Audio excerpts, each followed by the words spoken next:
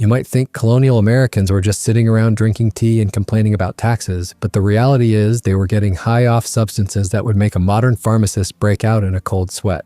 We're talking about a time when your local apothecary sold cocaine for toothaches, when mothers dosed their crying babies with opium, and when the founding fathers might have been drafting the Constitution while completely zonked on mercury pills.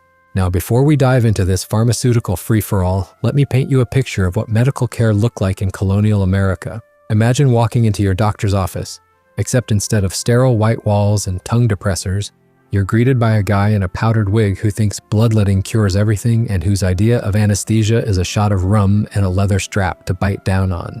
Colonial medicine was basically a combination of European folk remedies, Native American plant knowledge, and whatever random substances people could get their hands on. The result?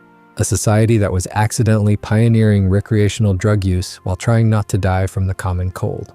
Let's start with the absolute king of colonial pharmaceuticals, alcohol. Now, I know what you're thinking. Alcohol isn't really a drug, right? Well, tell that to colonial Americans who were prescribing whiskey for everything from snake bites to broken hearts. The average colonial family consumed about 7 gallons of pure alcohol per person per year. That's roughly equivalent to having a beer with breakfast, wine with lunch, and whiskey with dinner every single day.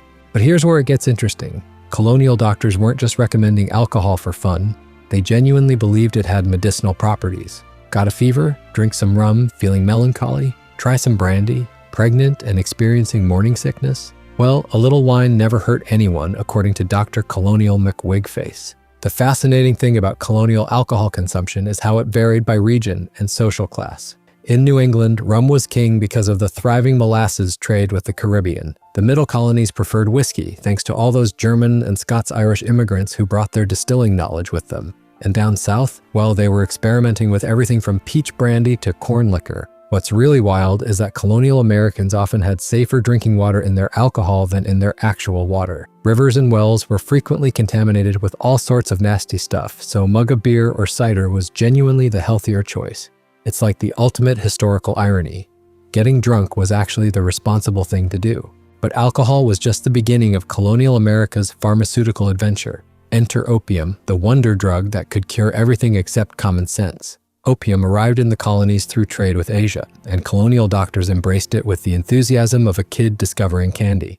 The most popular form was laudanum, basically opium dissolved in alcohol, because apparently colonial Americans believed that if one mind-altering substance was good, 2 must be better. Laudanum was prescribed for pain, coughs, diarrhea, and that mysterious colonial ailment known as nervous disorders. It was so common that most households kept a bottle on hand, right next to the butter churn and the musket. Here's something that might surprise you. Some of the most prominent colonial figures were regular opium users. Benjamin Franklin reportedly used laudanum for kidney stones, and there's evidence suggesting that several signers of the Declaration of Independence were managing chronic pain with regular doses of the stuff. Imagine if we found out today that half of Congress was writing legislation while high on prescription painkillers. Actually, that might explain a few things. The really fascinating part about colonial opium use is how it intersected with social expectations. Women, in particular, were frequently prescribed laudanum for female complaints, a catch-all term that covered everything from menstrual cramps to the apparently debilitating condition of having opinions while female. Colonial society had created a situation where being a woman was considered a medical condition requiring regular medication. Children weren't exempt from this pharmaceutical free-for-all either. Teething babies were given soothing syrups that contained enough opium to knock out a grown man. Parents genuinely thought they were helping their children, not realizing they were essentially drugging them into submission. It's a sobering reminder that good intentions and medical knowledge don't always go hand in hand. Now let's talk about mercury, the colonial cure-all that was probably killing more people than it was helping. Mercury was used to treat syphilis, which was rampant in colonial America, thanks to all those sailors bringing exotic diseases back from their travels. The treatment involved rubbing mercury ointment on the affected areas or, in more severe cases, actually ingesting mercury pills. The side effects of mercury poisoning include tremors, tooth loss, and personality changes, symptoms that colonial doctors often interpreted as signs that the treatment was working. Look, his hands are shaking. The mercury is driving out the disease. Never mind that the patient was slowly going insane from heavy metal poisoning. What's particularly tragic is that mercury treatment for syphilis continued well into the 20th century, despite centuries of evidence that it was doing more harm than good. Colonial Americans were essentially participating in a massive, uncontrolled medical experiment, and they had no idea they were the test subjects. But perhaps the most interesting aspect of colonial drug use was how it intersected with the emerging American identity. As tensions with Britain increased, colonists began to reject European medical practices in favor of remedies learned from Native Americans. This led to increased use of indigenous plants like willow bark, which contains the precursor to aspirin, echinacea, and various psychoactive plants that native tribes had been using for centuries. The Boston Tea Party wasn't just about taxation without representation. It was also about medical independence. Colonists started brewing Liberty tea from local plants like sassafras and birch bark, partly as a political statement and partly because they discovered these alternatives had their own pleasant effects. Speaking of Native American influence, let's talk about tobacco. Now, we think of tobacco as a colonial cash crop, but it was also considered a powerful medicine. Colonial doctors prescribed tobacco for everything from headaches to plague. They believed smoking tobacco could prevent disease by purifying the lungs, which is roughly equivalent to believing that jumping off a cliff will help you fly. Tobacco was consumed in ways that would make modern smokers cringe. People didn't just smoke it, they chewed it, snorted it as snuff, and even used it in enemas. Yes, you read that right. Colonial Americans were literally blowing smoke up each other's asses, and they thought it was good medicine. The social aspects of tobacco use in colonial America were fascinating. Smoking was considered a gentleman's activity, while snuff-taking was popular among both men and women of the upper classes. The ritual of sharing a pipe was a sign of friendship and trust, much like sharing a drink today, except, with more nicotine addiction and significantly worse breath. Now, here's where things get really interesting. Colonial Americans were also experimenting with what we'd now recognize as psychedelic substances. Ergot, a fungus that grows on rye, occasionally contaminated grain supplies and caused mass hallucinations. Some historians believe that ergot poisoning might have contributed to events like the Salem witch trials, where entire communities experienced shared delusions and paranoia. The symptoms of ergot poisoning include hallucinations, convulsions, and the sensation that insects are crawling under your skin. Imagine trying to explain to your Puritan neighbors that you're not possessed by demons. You just ate some bad bread. It's no wonder people thought witchcraft was involved. But ergot wasn't the only psychoactive substance floating around colonial America.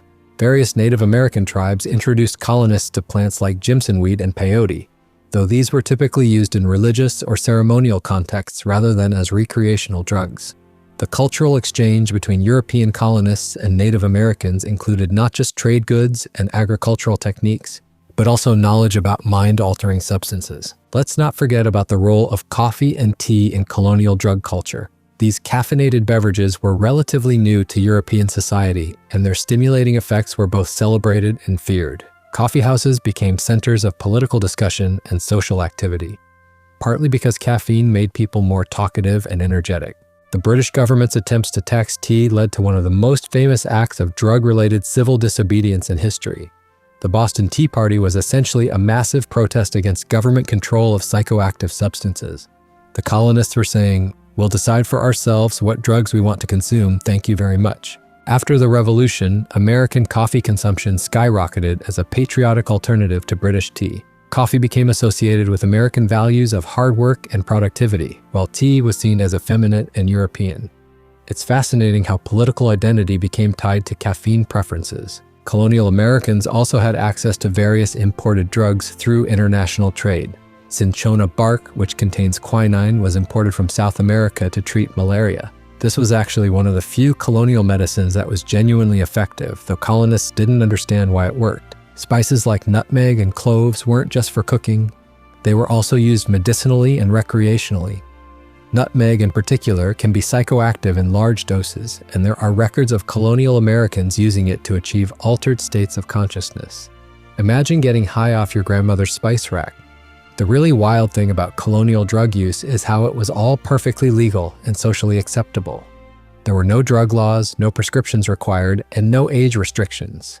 A 10-year-old could walk into an apothecary and buy laudanum, mercury pills, and a bottle of rum, and nobody would bat an eye. This pharmaceutical free-for-all had some predictable consequences. Addiction was common, though it wasn't understood as a medical condition. People who became dependent on laudanum were often seen as having moral failings rather than medical problems. The concept of addiction as a disease wouldn't emerge until much later. The lack of regulation also meant that the quality and potency of drugs varied wildly. One bottle of laudanum might contain barely enough opium to affect a mouse, while another might be strong enough to kill a horse. Colonial Americans were essentially playing pharmaceutical roulette every time they took medicine. Women, in particular, bore the brunt of this unregulated drug culture. They were frequently prescribed powerful substances for conditions that we now know were often psychological or social in nature. A woman who was unhappy with her limited role in society might be diagnosed with hysteria and treated with regular doses of opium or mercury. The intersection of gender, medicine, and drug use in colonial America reveals a lot about social attitudes of the time. Women's bodies were seen as inherently problematic and in need of constant medical intervention. This medicalization of femininity created a culture where drug dependence among women was not just accepted but expected. Children, too, were regular consumers of powerful drugs. Teething powders contained mercury, cough syrups contained opium, and various tonics contained alcohol. Parents genuinely believed they were helping their children, but they were also creating a generation that grew up accustomed to using substances to manage discomfort. The economic aspects of colonial drug use were significant as well. The opium trade connected American merchants to global networks of commerce that stretched from Turkey to China. Rum production in New England was directly tied to the slave trade and sugar plantations in the Caribbean. These substances weren't just affecting individual health, they were shaping the entire colonial economy. Religious attitudes toward drug use in colonial America were complex and often contradictory. Puritan communities that banned dancing and card playing saw nothing wrong with consuming large quantities of alcohol and opium for medicinal purposes. The distinction between medicine and recreation was often blurry, and religious leaders struggled to define what was acceptable. Some religious groups, particularly the Quakers, began to question the morality of certain substances, especially alcohol. This early temperance movement would eventually grow into the Prohibition era, but in colonial times, it was still a minority position. As we look back at colonial America's relationship with drugs, it's important to remember that these people were doing their best with the knowledge they had. They lived in a world where a simple infection could be fatal, where childbirth was incredibly dangerous, and where pain management options were limited. The substances they used, alcohol, opium, mercury, tobacco, were their attempts to cope with a harsh and unpredictable world. They didn't have the benefit of modern medical knowledge, clinical trials, or understanding of addiction and side effects. What's remarkable is how many of the substances that colonial Americans used recreationally or medicinally are still with us today, though in very different forms. Alcohol remains a central part of American social life. Opium derivatives are still used for pain management, though under much stricter controls. Even mercury, despite its toxicity, has found legitimate medical uses in certain contexts. The colonial period represents a fascinating chapter in the history of human drug use, a time when the line between medicine and recreation was blurred, when regulation was non-existent, and when people were willing to try almost anything in the hope of feeling better. Perhaps most importantly, the colonial American experience with drugs reminds us that every society has its own relationship with mind-altering substances. The specific drugs may change, the legal frameworks may evolve, but the human desire to alter consciousness, manage pain, and cope with life's challenges remains constant. So the next time you're sipping your morning coffee or taking an aspirin for a headache, remember that you're participating in a tradition that goes back to the very founding of America. A tradition of using substances to make life a little more bearable, one dose at a time. The colonial Americans may not have known what they were doing from a scientific standpoint, but they were pioneering a uniquely American approach to drugs. Experimental, entrepreneurial, and absolutely convinced that there had to be a chemical solution to every problem. In that sense, maybe they weren't so different from us after all. If you enjoyed learning about colonial America's wild pharmaceutical experiments, hit that subscribe button. We've got plenty more historical drug stories that'll make you grateful for modern medicine. And drop a comment below. Which colonial remedy surprised you the most? The opium baby bottles, the mercury syphilis treatments, or the fact that getting drunk was actually the healthier choice? Let me know what blew your mind.